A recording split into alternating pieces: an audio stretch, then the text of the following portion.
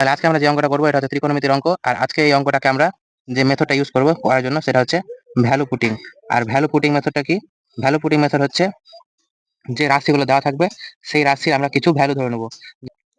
যেমন এখানে কি দেওয়া আছে? এখানে দেওয়া আছে সাইন থিটা আর কস থিটা। এবার আমি যে কোনো একটা ভ্যালু ধরে নেবো। আমরা কি জানি? সাইন জিরো ধরে নেবো। আমি যদি সাইন জিরো ধরে নিই তাহলে থিটার মান ধরে নিলাম হচ্ছে জিরো। এবার থিটার মান জিরো মানে কি? Sine zero. আর সাইন জিরোর মান কত জানি আমরা? সাইন জিরোর মান হচ্ছে জিরো। তাহলে যতগুলো সাইন আছে সবটি কি হয়ে গেল? জিরো হয়ে গেল। তাহলে যখনই আমি সাইনের ভ্যালু বসালাম তাহলে সাইন জিরো জিরো, এটাও সাইন হয়ে গেল জিরো। তাহলে আমাকে পড়ে থাকলো কি? কস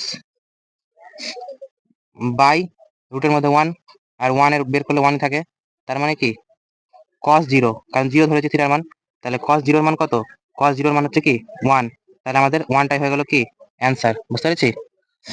আর তোমরা যদি চাও যে ত্রিকোণমিতি পুরো রিভাইজ করবো তাহলে নিচে দেওয়া ভিডিওটি দেখো, যেখানে আমি পুরো ত্রিকোণমিতির ফর্মুলাগুলোকে রিভাইজ করিয়েছি।